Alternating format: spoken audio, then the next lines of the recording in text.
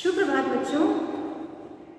आज हम हिंदी निहारिका पुस्तक से पाठ 3 मछुआ और मछली की कहानी पढ़ेंगे। तो सबसे पहले हम इस पाठ के शब्दार्थ समझ लेते हैं। शब्दार्थ है ग्रीष्म। ग्रीष्म का अर्थ होता है गर्मी। शरद अर्थात सर्दी। व्यतीत अर्थात बिताना। समय बिताना हम लोग कहते हैं। भविष्य का होता है आने वाला समय। वर्तमान जो चल रहा है, अभी जो समय चल रहा है वह क्या कहलाएगा? वर्तमान। लालसा का अर्थ होता है अभिलाषा या इच्छा। तट का अर्थ होता है किनारा, या नदी का हो चाहे तालाब का। जो पानी के किनारे का जो जगह होता है उसे हम क्या कहेंगे? तट। निर्बुद्धि अर्थात जिसके अंदर बुद्धि ना हो, हम बेवकूफी कर सकते हैं। चंद्र अर्थात चंद्रमा। याचना करना मतलब मांगना। मेघ अर्थात बादल। आश्वासन अर्थात दिलासा। आश्वासन का अर्थ क्या होता है? दिलासा देना। दोष कमी। आकांक्षा का अर्थ होता है इच्छा। सहानुभूति किसी के कष्ट को देखकर स्वयं दुखी होना, उसको हम क्या कहेंगे? सहानुभूति। निर्दोष का अर्थ क्या हुआ? दोष रहित अर्थात दोष से रहित। व्यग्रता का अर्थ होता है बेचैनी। पूर्ण अर्थात पूरा करना। पूर्ण का अर्थ क्या हुआ? पूरा करना। स्वभाव आदत। भिक्षुक भिखारी। परिणत बदलना। तो इस प्रकार से शब्दों के अर्थ को आप लोग पढ़ेंगे, याद करेंगे, क्योंकि मैं आपको बार बार कहती हूँ कि शब्दों का जितना हमें ज्ञान होगा हमारी भाषा में उतनी ही ज़्यादा निखार आएगी। तो चलिए अब हम पाठ 3 मछुआ और मछली पाठ का अध्ययन करते हैं। पाठ का विषय है लालच बुरी बला है। आपने यह तो सुना ही होगा, हमें कभी लालच नहीं करना चाहिए। भगवान ने हमें जितना दिया है उसी में संतोष करना चाहिए। लालच में आकर मनुष्य उतना भी खो बैठता है जितना उसके पास है। कैसे? आइए इस कहानी के माध्यम से जानते हैं। तो पाठ का विषय है कि हमें कभी भी लालच नहीं करना चाहिए, क्योंकि लालच बुरी बला होती है। भगवान ने हमें जितना दिया हमें उसी में संतुष्ट करना चाहिए। नहीं तो ऐसा भी हो सकता है कि ज़्यादा पाने की लालसा में आपके पास जो है उससे भी हाथ धोना पड़े। तो यह इस कहानी के माध्यम से हमको बताया गया है। आज एक पुरानी कथा कहता हूँ। एक था मछुआ और एक थी मछली। लेखक एक कहानी बता रहे हैं। कहते हैं कि एक मछुआ और एक मछली थी। मछुआ जो मछलियाँ पकड़ता है, मछुआरा जिसको हम कहते हैं, और उसकी पत्नी क्या है? मछली। तो दोनों किसी झाड़ के नीचे टूटी फूटी झोपड़ी में अपना जीवन व्यतीत कर रहे थे। मछुआ दिन भर मछलियाँ पकड़ता, मछली दिन भर घर का काम करती। तब कहीं रात में ये लोग खाने के लिए कुछ जुटा पाते। तो एक मछुआ और मछली थी। वे जो मछुआ था मछली पकड़ता था और मछली अपने घर का काम करती थी। गरीबी थी, वह मछली पकड़कर घर लाता था तब कहीं भोजन बन पाता था। इस प्रकार से वह बहुत ही गरीब था और एक झोपड़ी में रहता था। ग्रीष्म हो या वर्षा, शरद हो या बसंत, उनके लिए यही एक काम था, यही एक चिंता थी। वे भविष्य की बात नहीं सोचते थे, क्योंकि वर्तमान में ही व्यस्त रहते थे। उन्हें ना आशा थी और ना कोई लालसा। तो वे क्या करते थे? मछली ही उसका पकड़ने का काम था। चाहे ठंड हो, गर्मी हो, बरसात हो, किसी तरह का भी मौसम हो, उसका काम हमेशा क्या था? मछलियाँ पकड़ना। और उसे भविष्य की चिंता नहीं रहती थी, ना ही कोई इच्छा थी, ना ही किसी से कोई आशा थी, क्योंकि उसे समय ही नहीं मिलता था। वह दिन भर मछलियाँ पकड़ता था और रात में उसी से अपना भोजन ग्रहण करता था। इस प्रकार से उसे भविष्य की कोई चिंता नहीं थी। आगे देखिए, एक दिन एक घटना हो गई। मछुआ मछलियाँ पकड़ने जा रहा था। नदी के पास एक छोटा सा गड्ढा था, उसमें कुछ पानी भरा था। उसी में एक कोने पर लाल लताओं में एक छोटी सी मछली फंस गई थी। वह सेम किसी तरह पानी में नहीं जा सकती थी। उसने मछुए को देखा और उसे पुकार कर कहा, मछुए जरा इधर तो आओ।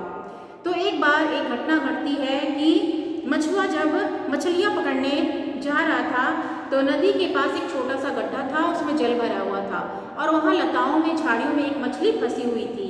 मछली उस मछुआरे को देखकर उसे पुकारती है, बोलती है कि मछुआ इधर आ, और उसे अपने पास बुलाती है। मछुआ उसके पास जाकर बोला, क्या है?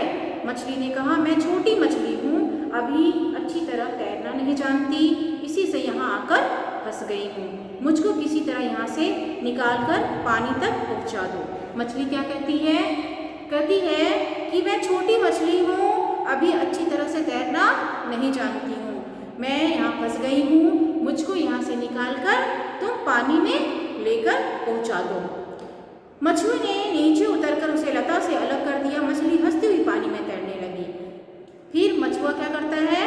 उसको, मछली को निकालता है और पानी में छोड़ देता है और मछली वहाँ से खुशी खुशी तैरने लग जाती है। कुछ दिनों के बाद उस मछली ने उसे फिर पुकारा, मछुए मछुए इधर तो आ। मछुआ उसके पास गया। मछली ने कहा, सुना है नदी में खूब पानी है, मुझे नदी में पहुँचा दे, मैं तो तेरी तरह चल नहीं सकती, ऐसा कोई उपाय कर कि मैं नदी तक पहुँच जाऊँ। तो इसी तरह से रोज वह नदी में मछलियाँ पकड़ने मछुआरा जा रहा था। तभी मछली वापस उसे पुकारती है, बोलती है, मछुआ मछुआ इधर आ और मेरे पास मेरी बात सुन। वह मछली कहती है कि मैंने सुना है कि नदी में बहुत पानी है और तुम कुछ भी उपाय करके मुझे यहाँ से उस नदी में पहुँचा दो। यह कौन सी बड़ी बात है? मछुए ने यह कहकर एक बर्तन निकालकर उसमें खूब पानी भर दिया। उसने उसी में उस मछली को रखकर नदी तक पहुँचा दिया। मछली नदी में सुरक्षित पहुँच गई और आनंद से तैरने लगी। तो जब यह बात सुनकर मछुआरा भी तैयार हो जाता है, वह उसकी मदद करता है और एक बर्तन में पानी भरता है और उसमें मछली को डालकर नदी तक पहुँचा देता है। कुछ दिनों के बाद उस मछली ने मछुए को फिर पुकार कर कहा, मछुए मछुए तू रोज यहाँ आकर 1 घंटा बैठा कर, तेरे आने से मेरा मन बहल जाता है। मछुए ने कहा, अच्छा। तो इसी तरह से दिन चल रहा था और मछली एक दिन उसे वापस आवाज देती है और कहती है कि तुम मेरे पास 1 घंटा रोज आकर बैठा करो, मेरा मन भी लग जाएगा। मछुआ भी तैयार हो जाता है, बोलता है ठीक है, मैं आ जाऊँगा। उसी दिन से वह रोज वहीं जाकर आधा घंटा बैठा करता। कभी कभी वह आटे की गोलियां बनाकर ले जाता। मछली उन्हें खाकर उस पर और भी प्रश्न होती। एक दिन मछुए ने पूछा, तुम रोज उसी के एक घाट पर क्यों जाते हो? मछुए ने उसको एक छोटी मछली की कथा सुनाई। मछली सुनकर चकित हो गई। उसने मछुए से कहा, तुम बड़े निर्बुद्धि हो, वह कोई साधारण मछली नहीं है, वह तो कोई देवी है जो मछली के रूप में रहती है। जाओ उससे कुछ मांगो, वह जरूर तुम्हारी इच्छा पूरी करेगी। तो इस प्रकार से जब मछुआ रोज आधे घंटा वहाँ मछली के पास जाकर बैठता था तो उसकी पत्नी को लगता कि वह रोज कहाँ जाता है। तो एक दिन वह अपने मछुआ से सवाल करती है कि तुम रोज आधा घंटा जाकर उस तट पर क्यों बैठते हो और रोज एक ही स्थान पर क्यों जाते हो? तो वह उस छोटी सी मछली की कहानी सुनाता है और मछली जो थी वह कहती है कि तुम तो बड़े निर्बुद्धि हो, अर्थात बेवकूफ हो, है ना, वह कोई साधारण मछली नहीं है, वह तो देवी है ना। तुम अपनी इच्छा उससे कहो, वह तुम्हारी हर इच्छा पूरी करेगी। मछुआ नदी के तट पर पहुंचा। उसने मछली को पुकार कर कहा, मछली मछली इधर तो आ। मछली आ गई। उसने पूछा, क्या है? मछुए ने कहा, हम लोगों के लिए तुम क्या एक अच्छा घर नहीं बनवा देगी? मछली बोली, अच्छा जा, तेरे लिए एक घर बन गया है, तेरी मछली घर में बैठी है। तो इस प्रकार से जब मछली मछुआ को कहती है कि वह एक साधारण मछली नहीं है, वह एक देवी है, वह तुम्हारी हर इच्छा पूरी करेगी, तुम उससे जाकर अपनी इच्छा रखो। तो मछुआ जाकर मछली को पुकार कर कहता है कि तुम मेरे लिए एक घर नहीं बना सकती क्या? तो मछली बोलती है, हाँ जा, तेरा घर बना हुआ है, उसमें तेरी पत्नी बैठी हुई है। मछुए ने आकर देखा कि सचमुच एक अच्छा घर बन गया है। कुछ दिनों के बाद मछुए ने फिर मछुए से कहा, सिर्फ घर होने से क्या होता है, खाने पीने की तो भी तकलीफ है, जा मछली से कुछ धन मांग। मछुआ फिर नदी के तट पर गया। उसने मछली को पुकार कर कहा, मछली मछली इधर तो आ। मछली ने आकर पूछा, क्या है? मछुए ने कहा, सुन, क्या तू हमें कुछ धन देगी? मछली ने कहा, अच्छा जा, तेरा घर धन से भर गया है। तो इस प्रकार से उसे घर मिल जाता है और जब वापस घर आता देखता है कि घर में मेरी पत्नी बैठी हुई है। तो उसकी पत्नी कहती है कि घर होने से क्या होगा, हम तो भूखे मर रहे हैं, जाओ उससे कुछ धन मांग के लाना। और वह मछुआरा वापस जाता है, मछली को पुकारता है और कहता है कि तुम मुझे, हमें तो खाने पीने की भी तकलीफ है, तो तुम मुझे कुछ धन दे दो। मछली कहती है कि ठीक है, जा, तेरा घर धन से भर गया है। आगे में मछुए ने आकर देखा कि सचमुच उसका घर धन से भर गया है।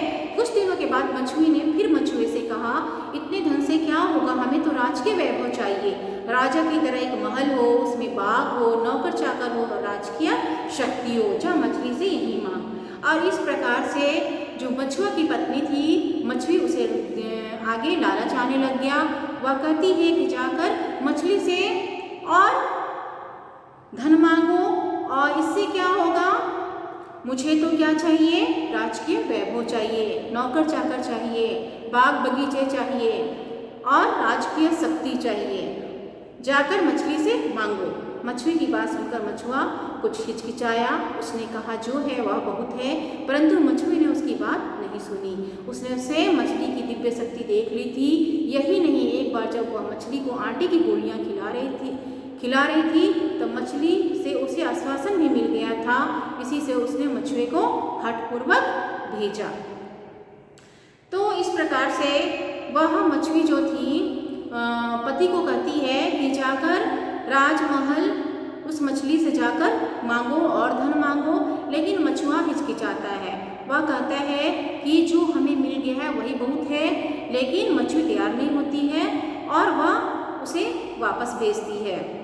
जबरदस्ती मछली के पास मांग भेजती है। मछुआ कुछ डरता हुआ मछली के पास पहुंचा। उसने मछली को पुकारा और धीरे से कहा, क्या तुम मछली को रानी बना देगी? मछली ने कहा, अच्छा जा, तेरी मछली रानी बनकर महल में घूम रही है। मछली ने आकर देखा तो सचमुच उसके घर में राजकीय वैभव छा हो गया। मछली रानी बनी बैठी है। मछली तैयार हो जाती है। रानी मछली से मछुआ कहता है कि तुम मेरी पत्नी को रानी बना दो, राजकीय वैभव दे दो। तो जब वह घर आता है तो सचमुच में देखता है कि एक राजकीय वैभव में सब प्राप्त हो गया है और उसमें उसकी पत्नी महल में रानी बनी बैठी हुई है। कुछ दिनों के बाद मछली ने फिर मछुए से कहा, अगर सूर्य चंद्र मेघ आदि सभी मेरी आज्ञा मानते तो कैसा होता। यह सोचकर उसने मछुए को उसकी इच्छा के विरुद्ध मछली के पास भेजा।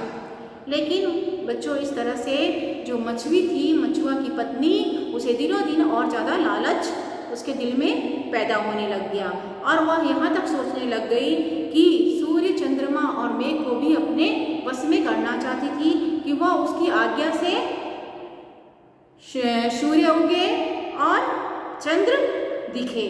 तो इस प्रकार से वह कहती है कि मछली के पास जाकर कहो। तो मछली की बात सुनकर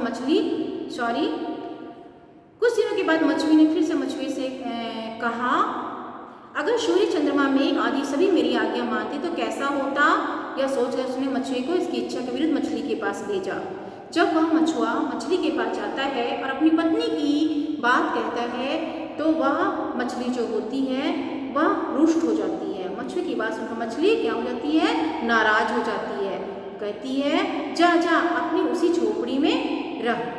तो इस प्रकार से मछली जो थी उसका लालच बढ़ गया था और सूर्य, चंद्र और मेघ को भी अपने वश में रखना चाहती थी और यही इच्छा मछली से पूरा करने के लिए मछुआ कहता है। मछली नाराज हो जाती है क्योंकि वह उसके बस की बात नहीं थी और वह उसे श्राप दे देती है। कहती है गुस्सा के कि जा, तू अपनी उसी झोपड़ी में जा, तू उसी के लायक है। इस प्रकार से मछली वापस उसे झोपड़ी का वरदान दे देती है।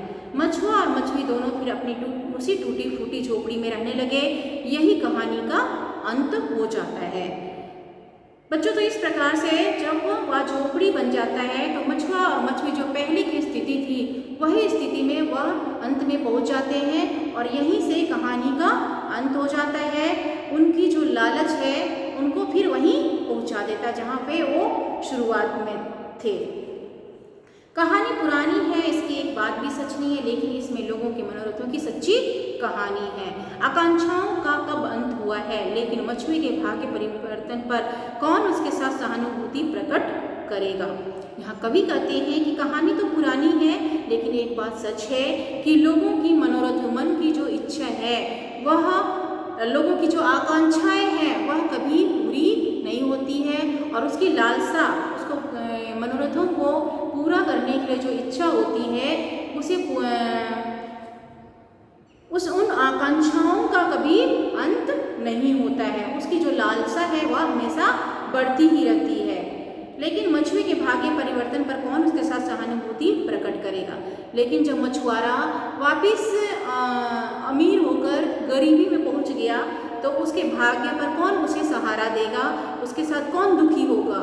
सभी यही कहेंगे कि इसमें तो उसका ही दोष है, उसकी स्त्री का संतोष ही नहीं था। यदि उसे संतोष हो जाता तो उसकी यह दुर्गति क्यों होती। मछुए ने भी शायद यही कहकर अपनी स्त्री को छिड़का होगा। तो इस प्रकार से कवि कहते हैं कि मछुआरे की सहानुभूति कौन प्रकट करेगा। वह लोग कहेंगे कि इसमें उसी का दोष है, उसकी पत्नी को संतोष नहीं था, उसे संतोष करना चाहिए था और यह दुर्गति उसकी हो गई। हो सकता है कि मछुआरा जो था वह भी अपनी पत्नी को इसी प्रकार से कहकर दुत्कार के छिड़का होगा, अर्थात उसे डांटा डपटा होगा, है ना। आगे देखिए, परंतु मैं स्त्री को निर्दोष समझता हूँ, मेरी समझ में दोष मछली का ही है। यदि वह पहले ही मछुए को कह देती कि मुझ में सब कुछ करने की शक्ति नहीं है तो मछुए की स्त्री उससे ऐसी याचना क्यों करती। कवि कहते हैं कि मैं स्त्री को निर्दोष समझता हूँ, दोष रहित समझता हूँ। क्यों कि वह समझता है कि इसमें किसका दोष है, मछली का दोष है। क्योंकि वह अगर मछुए को पहले ही कह देती कि मुझ में सारी शक्ति नहीं है तो शायद उसकी पत्नी ऐसी इच्छा नहीं प्रकट करती। यदि उसकी स्त्री में संतोष ही रहता, वह पहली बार अपने पति को मांगने के लिए क्यों कहती।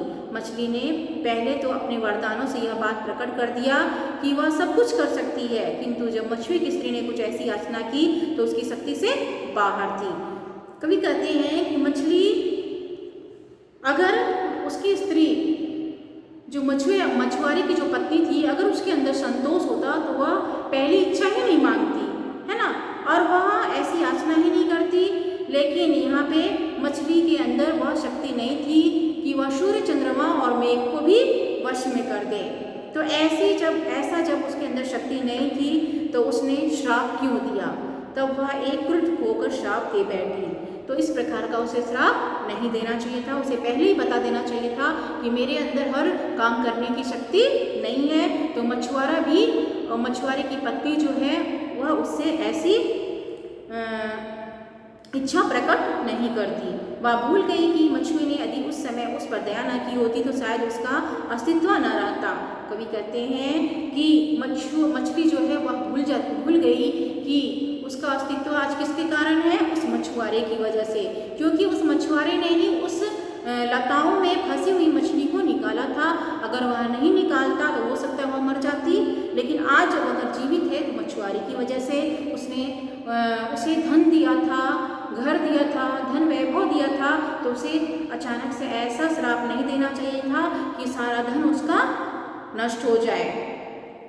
उसने मछुए से यह क्यों नहीं कहा, जा भैया मैं तेरे लिए बहुत कुछ कर चुकी, अब कुछ नहीं कर सकती, और पत्नी को समझा देना। उसे क्या कहना चाहिए था कि जा, अब मैं तुम्हारे लिए बहुत कुछ कर चुकी हूँ, अब मैं कुछ नहीं कर सकती। अपनी पत्नी को इस तरह से तुम समझा देना, लेकिन वह नहीं समझाती है और उसे श्राप दे देती है कि वापस तू अपनी झोपड़ी में पहुँच जा।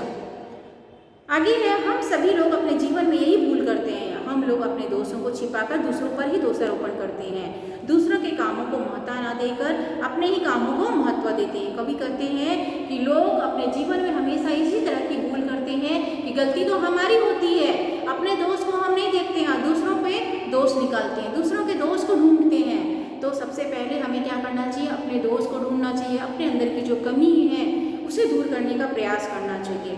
हम यह तो निसंकोच कहते हैं कि हमने किसी का उपकार किया, लेकिन हम यह नहीं बताते कि उसने हमारी क्या सेवा की, उससे हमें क्या लाभ हुआ। सच तो यह है कि उपकार और सेवा एक बात है और यह लेन देन कुछ दूसरी बात है। यहाँ क्या कह रहे हैं कवि कि लोग किसी के ऊपर में जब उपकार करते हैं तो वह यह सोचते हैं कि मैंने उसके ऊपर उपकार किया था, लेकिन उसने अगला उसके लिए क्या किया था वह किसी को नहीं बताता है, उससे क्या लाभ हुआ वह किसी को यह सच्चाई नहीं बताता है।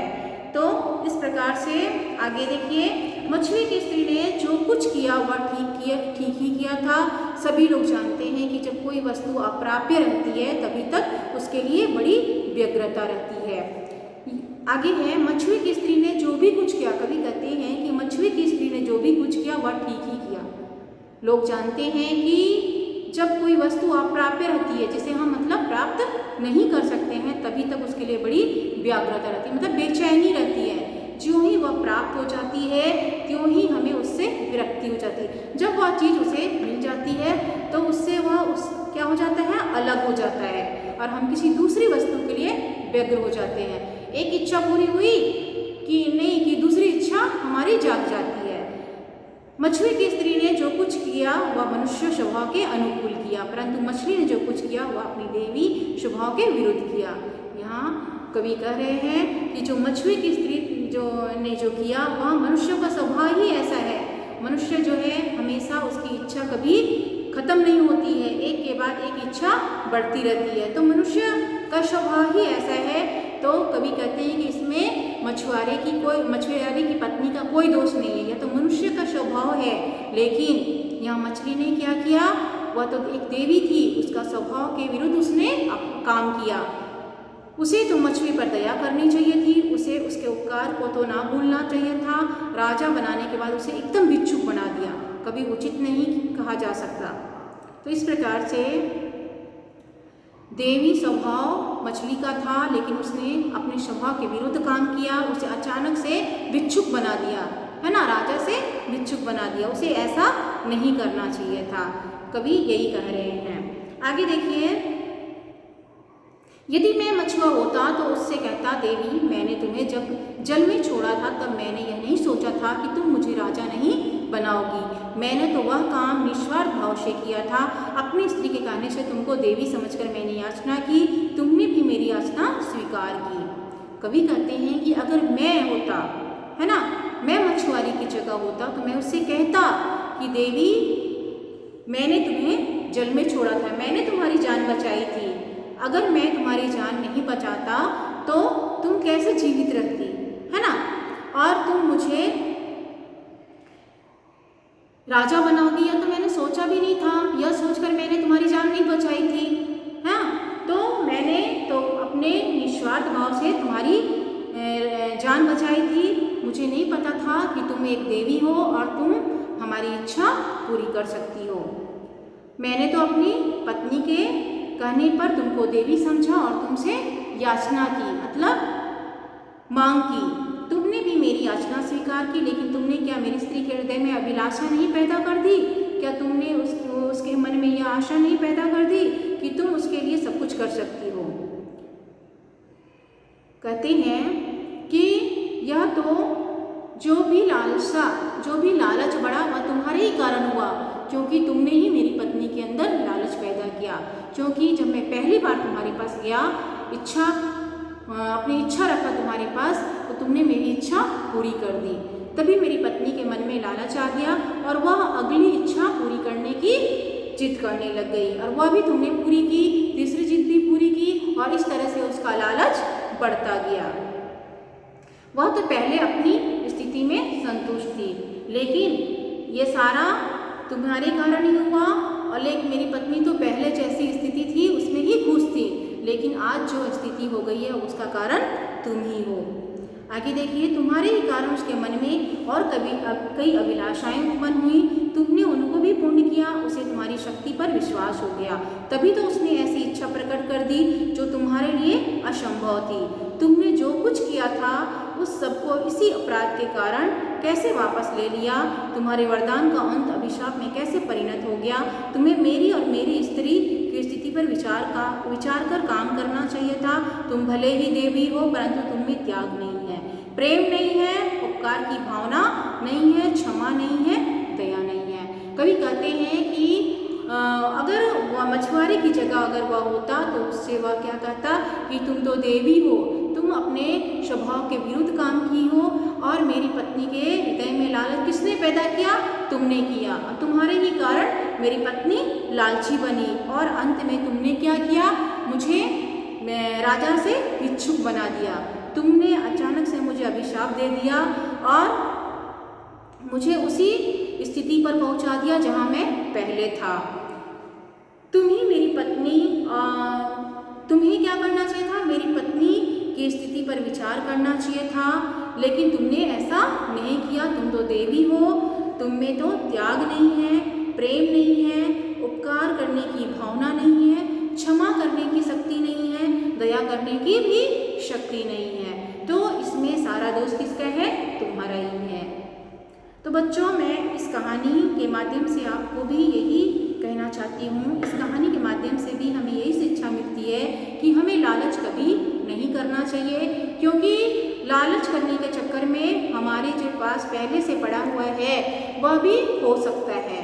हमें लोगों पर दया करना चाहिए, दूसरों के उपकार को नहीं भूलना चाहिए, सोच समझकर काम करना चाहिए, खुद पर विश्वास रखना चाहिए। इस प्रकार से हमें दूसरों पर दया